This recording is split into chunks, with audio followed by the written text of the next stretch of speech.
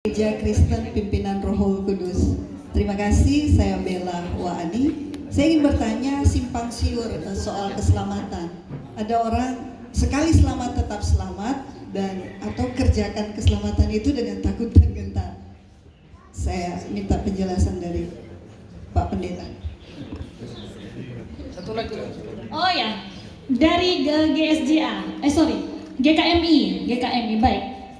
Dari GKMI silakan, suami atau istri? Oh ya, Ibu, dipercepat. Ya, mohon maaf, mohon pengertian. Ini sudah molor setengah jam. Terima Ya. kasih untuk kesempatan. Di sini. Kasih kerungnya satu aja saja. Mohon maaf di sini langsung. Semua banyak acara Bapak. Ya, Terima Pak kasih. Bambang besok ada pelayanan. Terima kasih untuk kesempatan yang diberikan bagi kami GKMI Yesus Ajaib.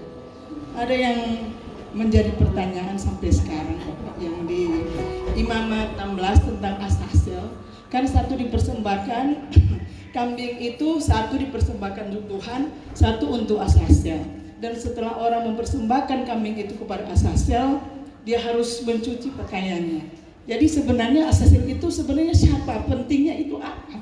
Dan kami belum mengerti, mohon pencerahannya. Terima kasih.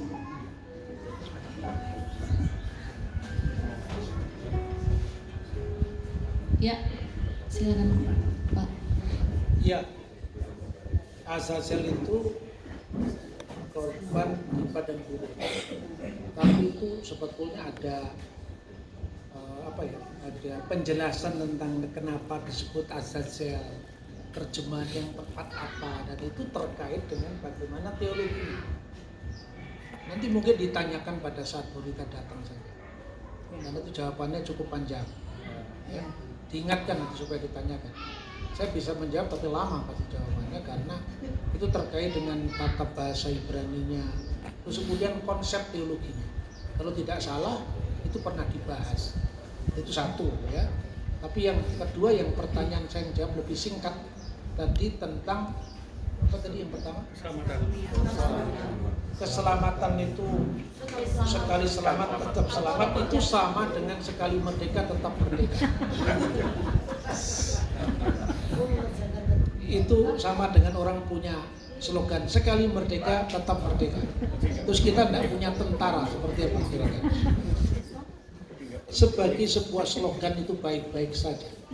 Tapi keselamatan itu untuk dikerjakan.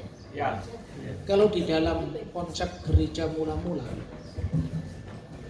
kita telah diselamatkan, kita sedang diselamatkan, dan kita akan diselamatkan. Kita telah diselamatkan karena jaminannya sudah ada, yaitu Kristus yang telah mati di kayu salib. Kita sedang diselamatkan, itu bukan sekali jadi, karena kita juga harus berbuat mengerjakan keselamatan itu. Analoginya begini, akulah Tuhan Allahmu yang mengeluarkan engkau dari tanah Mesir, dari tempat perbudakan. Akulah Tuhan Allahmu yang mengeluarkan engkau. Anoki Adonai Eloheka Asher Hoshetika, mengeluarkan. Kalau kita pahami menurut logika kita, yang cara pikir orang modern, mengeluarkan itu antara subjek dengan objek. Jadi ini misalnya, ini saya subjek, ini objek, ini Israel. Saya Tuhan, saya keluarkan ini dari dalam keluar. Apakah itu yang terjadi? Hubungannya bukan antara subjek dengan objek, tapi antara subjek pertama dan ini subjek kedua. Ini jalan sendiri, tapi diberi kekuatan oleh sang subjek pertama. Ketika dia melakukan pelanggaran, kesalahan, ada resiko, ya kan? Makanya sampai 40 tahun di padang gurun. Mestinya kalau lewat jalan orang Kanaan sebentar aja, tapi harus muter dulu sampai ke wilayah Yordania sekarang. Karena apa? Tegar tengkuk Israel itu. Jadi itulah mengerjakan keselamatan itu artinya kita meresponi keselamatan yang Tuhan berikan dengan aktif. Makanya kamu harus lahir baru. Lahir baru itu cara kita meresponi keselamatan yang dari Tuhan. Itulah mengerjakan keselamatan dalam takut dan gentar. Tapi Allah lah yang mengerjakan itu di dalam kamu. Maknanya sehebat apapun kita, tapi penentunya adalah Tuhan.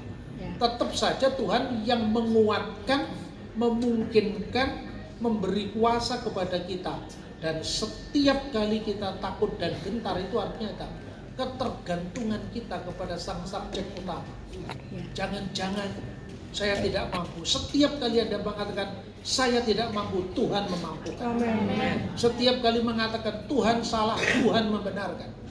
Tapi kalau belum kita sudah mengatakan sekali merdeka tetap merdeka, kemudian kita sembrono, itu fatalis. Ya, itu jawaban pertama. Kedua, ini kembali kepada apa yang saya ceritakan tadi. Maka sebetulnya agak panjang karena ini kalau dijawab singkat juga nanti salah paham. Ini pemprestinasi atau saya ini Calvinis atau saya ini Armenian, itu panjang lagi. Tapi saya ingin makanya segala sesuatu pertama saya kupas dari aspek bahasanya dulu, lalu filosofi di belakang bahasa itu dan teologinya. Itu kita baru paham. Tadi saya sampaikan, apakah Taurat itu bertentangan dengan kasih karunia? Tidak, Taurat tidak bertentangan dengan kasih karunia. Taurat itu memberi kepada kita hukum, mana yang boleh, mana yang tidak. Mana yang harus kita lakukan, mana yang harus kita hindari. Bahkan Taurat memberikan cara untuk kita membangun pagar, mengelilinginya, agar kita tidak jatuh. Itu kan sebetulnya latihan rohani. Mengerjakan keselamatan itu seyaklah Taurat tadi. Tetap kerjakanlah keselamatanmu, itu artinya kamu telah mendengar hukum jangan berzina, tapi aku berkata kepadamu, barang siapa melihat wanita dan menginginnya dalam hati, dia telah berzina. Itu mengerjakan keselamatan. Jadi artinya itu. Kemudian Taurat jangan dipertentangkan dengan kasih karunia. Ada satu teks dalam Yudaisme itu yang disebut Gemilut Hasadim. Jadi Taurat itu diawali dari Gemilut Hasadim, diakhiri Wasufa Gemilut Hasidim. Gemilut Hasidim itu hasid itu kasih karunia. Gemilut Hasidim artinya tindakan kasih karunia. Nah, perhatikan, ini latar belakang kenapa dalam Injil Yohanes, karena Taurat datang dari Musa dan kasih karunia datang dari Tuhan Yesus Kristus. Kenapa? Konteksnya begini. Taurat itu diawali dari kasih karunia. Taurat itu hukum. Kasih karunia itu yang punya hukum, yaitu Tuhan. Diawali dari kasih karunia. Tuhan bertindak sendiri langsung. Buktinya, ketika Adam dan Hawa jatuh ke dalam dosa, manusia telanjang. Tuhan turun tangan membuatkan pakaian bagi Adam dan Hawa. Itulah Gemilut Hasidim, tindakan kasih karunia. Dan diakhiri dengan kasih karunia. Kisah tentang Taurat terakhir kitab Ulangan.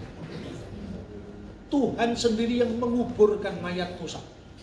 Inilah Gemilut Hasidim, tindakan kasih karunia. Diawali oleh tindakan kasih karunia, Tuhan turun langsung. Diakhiri dengan kasih karunia, Tuhan turun langsung. Itulah Taurat.